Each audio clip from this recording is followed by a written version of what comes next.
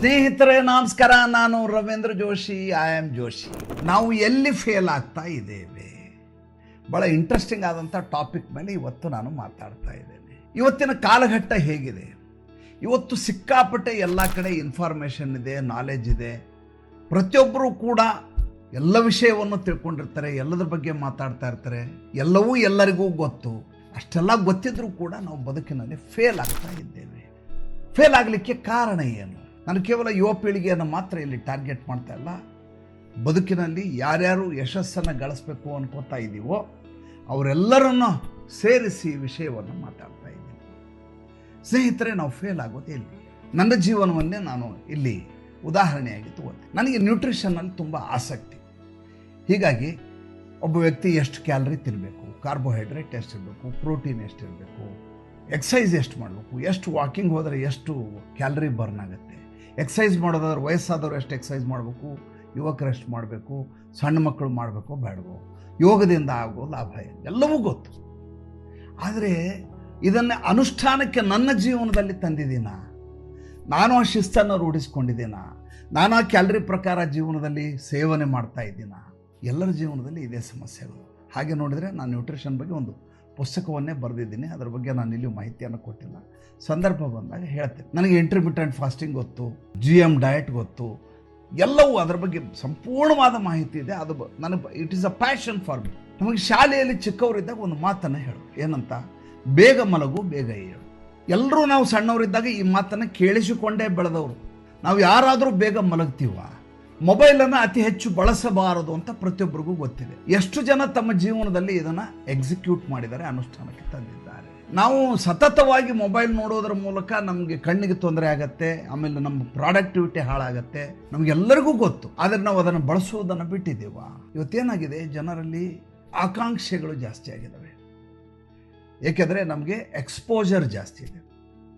ಆ ಆಕಾಂಕ್ಷೆಗಳನ್ನು ಮುಟ್ಟಲಿಕ್ಕೆ ಇರಬೇಕಾದಂಥ consistency, perseverance ಇಲ್ಲ. ಅಂದರೆ ನಿರಂತರತೆಯನ್ನು ಕಾಪಾಡಿಕೊಳ್ಳಿಕ್ಕೆ ನಮ್ಗೆ ಬರೋದಿಲ್ಲ. ಯಾವುದೋ ಒಂದು ಕೆಲಸವನ್ನು ಪ್ರಾರಂಭ ನೀವು ಉದಾಹರಣೆಗೆ ಭಾಳ ಲೇಮ್ಯಾನ್ ಭಾಷೆಯಲ್ಲಿ ಹೇಳ್ತೇನೆ, ಭಾಳ ಸುಲಭವಾದ ವಿಚಾರ ಹೇಳಿ. ನಾವು ಹುಬ್ಳಿಯಲ್ಲಿ ಉಣ್ಕಲ್ ಕೆರೆಗೆ ವಾಕಿಂಗ್ ಹೋಗ್ತೀವಿ. ಬೆಳಗ್ಗೆ ನ್ಯೂ ಇಯರ್ ಬಂದ ಸಂದರ್ಭದಲ್ಲಿ ನೀವು ನೋಡೋಕೆ ಏನೋ ಪ್ರತಿಯೊಬ್ಬರು ಉಣ್ಕಲ್ ಕೆರೆಗೆ ವಾಕಿಂಗ್. ಹೊಸ ವರ್ಷ. ಯಾಕೆ ಅಂದರೆ ಈ ವರ್ಷದಿಂದ ನಾನು ನನ್ನ ಆರೋಗ್ಯವನ್ನು ಕಾಪಾಡಿಕೊಳ್ಳೋಣ, ನಾನು ಇನ್ನು ಮುಂದೆ ಶಿಸ್ತಿನ ಜೀವನವನ್ನು ನಡೆಸ್ತೀವಿ ಅಂತ ಅವತ್ತಿನ ದಿವಸ ನಾವು ಸಂಕಲ್ಪ ಮಾಡ್ತೀವಿ. ಹಳೆಯದನ್ನೆಲ್ಲ ಬಿಟ್ಕೊಂಡು ಇವತ್ತು ಹೊಸ ಅಕೌಂಟ್, ಬ್ಯಾಲೆನ್ಸ್ ಶೀಟ್ ಬೇರೆ ಬೇರೆ. ಅದೇ ಜನ ದಿನ ಕಳೆದ ಹಾಗೆ ವಿರಳ ಆಗ್ತಾ ಬರ್ತಾರೆ, ಜನಸಾಂದ್ರತೆ ಕಡಿಮೆ ಆಗತ್ತೆ. ಮೊದಲು ಯಾರು ನಿರಂತರತೆಯನ್ನು ಕಾಪಾಡಿಕೊಂಡು ಓಡಾಡ್ತಾ ಇದ್ರಲ್ಲ ಅವ್ರು ಮಾತ್ರ ವಾಕಿಂಗ್ ಹೋಗ್ತಾ ಇರ್ತಾರೆ. ಈ ಹೊಸ ದಂಡು ಏನು ಬಂದಿತ್ತಲ್ಲ ಆ ದಂಡು ಯಾವುದು ಕಾಣಿಸೋದೆ. ಎಲ್ಲಿ ಹೋದ್ರೆ ಅವರೆಲ್ಲ? ಅವ್ರಿಗೆಲ್ಲ ಫಿಟ್ ಆಗಬೇಕು ಅಂತ ಆಸೆ ಇರಲಿಲ್ವಾ? ತಮ್ಮ ಆರೋಗ್ಯದ ಬಗ್ಗೆ ಕಾಳಜಿ ಇಲ್ವಾ? ಅವ್ರಿಗೆಲ್ಲ ಫಿಟ್ ಆಗಬೇಕು ಅಂತ ಆಸೆ ಇತ್ತು, ಆರೋಗ್ಯದ ಬಗ್ಗೆ ಕಾಳಜಿ ಇತ್ತು, ಒಳ್ಳೆಯ ಅಂಗಸೌಷ್ಠವವನ್ನು ಮಾಡ್ಕೋಬೇಕು ಅಂತಿತ್ತು. ಆದರೆ ನಿರಂತರತೆಯನ್ನು ಕಾಪಾಡಿಕೊಳ್ಳುವುದರಲ್ಲಿ, ಪರ್ಸಿವೇರೆನ್ಸ್ ಮತ್ತು ಕನ್ಸಿಸ್ಟೆನ್ಸಿನಲ್ಲಿ ಅವ್ರು ಫೇಲ್ ಆಗ್ತಾರೆ. ನಮ್ಮ ಜೀವನದಲ್ಲಿ ಆಗುವಂಥ ಅತಿ ದೊಡ್ಡ ಸಮಸ್ಯೆ ಅದೇ. ನಮ್ಮಲ್ಲಿ ತುಂಬ ಉಮೇದಿದೆ, ತುಂಬ ಉತ್ಸಾಹ ಇದೆ, ಏನನ್ನಾದರೂ ಮಾಡಲೇಬೇಕು ಅನ್ನುವಂಥ ಹಠ ಇದೆ, ಸಂಕಲ್ಪ ನಮ್ಮದು ಭಾಳ ಸ್ಟ್ರಾಂಗ್ ಆಗಿ ಶುರುವಾಗುತ್ತೆ. ಆದರೆ ಕಾಲಾಂತರದಲ್ಲಿ ಅದನ್ನು ಎಕ್ಸಿಕ್ಯೂಟ್ ಮಾಡುವುದರಲ್ಲಿ ನಾವು ಫೇಲ್ ಆಗ್ಬಿಡ್ತೀವಿ. ನಿಮಗೆ ಗೊತ್ತಿರಲಿ, ಸುಮಾರು 80ರ ಪ್ರಾಯ 82, 83 ಅಮಿತಾಬ್ ಬಚ್ಚನ್ ಅವರಿಗೆ ಅವ್ರು ಕೌನ್ ಬರೆಗ ಕರೋಡ್ಪತಿ ಶೋಗೆ ಹೋಗಿದ್ದೆ ನಾನು. ಅಷ್ಟೊತ್ತಿಗೆ ಅವರು 20 ವರ್ಷದಿಂದ ಕೌನ್ ಬರೆಗ ಕರೋಡ್ಪತಿ ಮಾಡಿ ಆಗಿ ಹೋಗಿ 20 ವರ್ಷ ನಿರಂತರವಾಗಿ ಅದೇ ಸೆಟ್ಟು, ಸ್ಪರ್ಧೆಗಳು ಮಾತ್ರ ಬದಲಿ, ಅದೇ ಕ್ಯಾಮ್ರಾಮ್ಯಾನ್ಗಳಿರ್ತಾರೆ, ಅದೇ ಸೆಟಪ್ ಇರ್ತದೆ, ಎಲ್ಲ ಅದೇ ಇರ್ತದೆ. ಮೊದಲನೇ ಶೋದಲ್ಲಿ ಯಾವ ಉತ್ಸಾಹವನ್ನು ಅಮಿತಾಬ್ ಬಚ್ಚನ್ ಅವರು ತೋರಿಸಿದ್ರು, ಅದೇ ಉತ್ಸಾಹದಲ್ಲಿ, ಅದೇ ಪಾದರಸದ ರೀತಿಯಲ್ಲಿ, ಅಷ್ಟೇ ಆಸಕ್ತಿಯಿಂದ, ಅಷ್ಟೇ ಭಾವನಾತ್ಮಕವಾಗಿ ಅಮಿತಾಬ್ ಬಚ್ಚನ್ ಅವರು ಕೌನ್ ಬನೇಗ ಕರೋಡ್ಪತಿ ನಡೆಸ್ಕೊಟ್ರು. ನನಗೆ ಆಶ್ಚರ್ಯ ಆಗ್ಬಿಟ್ಟು ನಾನೇನು ಅಂದ್ಕೊಂಡಿದ್ದೆ ಅಂದರೆ ಈ ವ್ಯಕ್ತಿ ಮಧ್ಯೆ ಮಧ್ಯೆ ಬ್ರೇಕ್ ತಗೋತಾರೆ. ಏಕೆಂದರೆ ಒಂದು ಎಪಿಸೋಡ್ನ 1 ಗಂಟೆ ಸೋನಿ ಟಿವಿನಲ್ಲಿ ಯಾವ ಚಾನಲ್ ಬರ್ತಾ ಇತ್ತು, 1 ಗಂಟೆ ಎಪಿಸೋಡ್ನ ಒಂದು ಇಡೀ ದಿವಸ ಶೂಟ್ ಮಾಡ್ತಾರೆ ಅವರು, ದಿನಕ್ಕೆ 1-2 ಮಾಡ್ತಾರೆ ಅಂತ ನಾನು ಅಂದ್ಕೊಂಡ್ರೆ, ನಾವು ಟಿ ವಿಯಲ್ಲಿ ಹೇಗೆ ನೋಡಿದ ಹಾಗೆ ಪ್ರಾರಂಭದಿಂದ ಅಂತ್ಯದವರೆಗೂ ಸತತವಾಗಿ ನಡೆಯುತ್ತಲ್ಲ ಅದೇ ರೀತಿಯಾಗಿ ಸ್ಪರ್ಧೆಯನ್ನು ನಡೆಸ್ಕೊಟ್ರು. ಬ್ರೇಕ್ಗೆ ಬಾದ್ ಅಂತ ಹೇಳಿದಾಗ 2 ನಿಮಿಷ ನೀರು ತಂದಿಡ್ತಾರೆ ಅವರಿಗೆ, ನೀರು ಕುಡಿದ್ರು. ಹಿಂದ್ಗಡೆ ಇದ್ದವರು ತನ್ನ ಮುಖವನ್ನು ನೋಡಿಲ್ಲ ಅನ್ನುವಂಥ ಕಾರಣಕ್ಕೋಸ್ಕರ ತಮ್ಮ ರಿವಾಲ್ವಿಂಗ್ ಚೇರನ್ನು ಹಿಂದ್ಗಡೆ ತಿರುಗಿಸ್ತಾರೆ, ಅಲ್ಲಿದ್ದವ್ರನ್ನೆಲ್ಲ ಮಾತಾಡಿಸ್ತಾರೆ, ಅವ್ರಿಗೊಂದಷ್ಟು ತಮಾಷೆ ಮಾಡ್ತಾರೆ. ಅಲ್ಲಿ ಜೀವಂತಿಕೆ ಇರಲಿ ಅನ್ನುವಂಥ ಕಾರಣಕ್ಕೋಸ್ಕರ ಮತ್ತು ತನ್ನ ಸೌಜನ್ಯವನ್ನು ಮೆರೆಯಲಿಕ್ಕಾಗಿ ಮಾತಾಡ್ತಾರೆ. ಮತ್ತೆ ಶುರುವಾಗತ್ತೆ. ಕೊನೆಗೆ ಕಾರ್ಯಕ್ರಮ ಮುಗಿಯುವ ಹೊತ್ತಿಗೆ ಆಗಿರುವಂಥ ಒಂದು 2-3 ಎಡವಟ್ಟುಗಳೇನಿದಾವೆ ಅದನ್ನು ತಿದ್ದುವ ಕೆಲಸವನ್ನು ಮಾಡಿ, ರೀಟೇಕ್ ತೊಗೊಳ್ಳಿ, ಇನ್ನೊಂದು ಸಲ ಶೂಟ್ ಮಾಡಿ, ನಾನು ಮಾತಾಡಿದ ಸರಿಯಿಲ್ಲ, ನನಗೆ ಆಯಾಸ ಆಗಿದೆ, ಬ್ರೇಕ್ ತೊಗೊಂಡು ಬರ್ತೀನಿ, ಯಾವ ಮಾತನ್ನು ಅವ್ರು ಹೇಳಿಲ್ಲ. ಇದು ಹೇಗೆ ಸಾಧ್ಯ ಆಯಿತು ಅಂದರೆ ಆ ವ್ಯಕ್ತಿಯಲ್ಲಿರುವಂಥ ಒಳಗಡೆ ಇರುವಂಥ ಹಸಿವು, ಕೆಲಸ ಮಾಡಬೇಕು ಅನ್ನುವಂಥ ಹಸಿವು. ಎರಡನೇದು, ಮಾಡುವ ಕೆಲಸ ಗುಣಮಟ್ಟದ್ದಾಗಿರಬೇಕು, ಶ್ರೇಷ್ಠವಾಗಿರಬೇಕು ಅನ್ನುವಂಥ ತಪನೆ.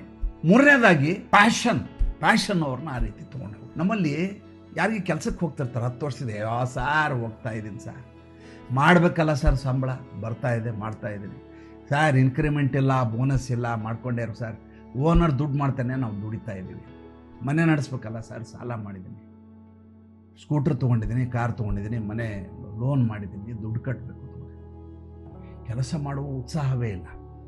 ಹೋಗ್ಲಿ, ಈ ಕೆಲಸ ಇಷ್ಟ ಇಲ್ವಾ, ನಿನ್ನ ಮೇಲೆ ನಿನಗೆ ಆತ್ಮವಿಶ್ವಾಸ ಇದ್ದರೆ ಈ ಕೆಲಸ ಬಿಟ್ಟು ಬೇರೆ ಕೆಲಸವನ್ನಾದರೂ ಹುಡ್ಕೊಂಡು ಹೋಗು, ಅಥವಾ ನೀನೇ ಸ್ವಂತ ಮಾಡಬೇಕು. ಅದನ್ನೂ ಮಾಡುವುದಿಲ್ಲ. ಮಾಡ್ತಾ ಇರೋ ಕೆಲಸದ ಬಗ್ಗೆಯೂ ನಿಮಗೆ ಶ್ರದ್ಧೆ ಇಲ್ಲ. ಯಶಸ್ಸು ಸಿಗಂದು ಎಲ್ಲಿಂದ ಸಿಗ್ತದೆ?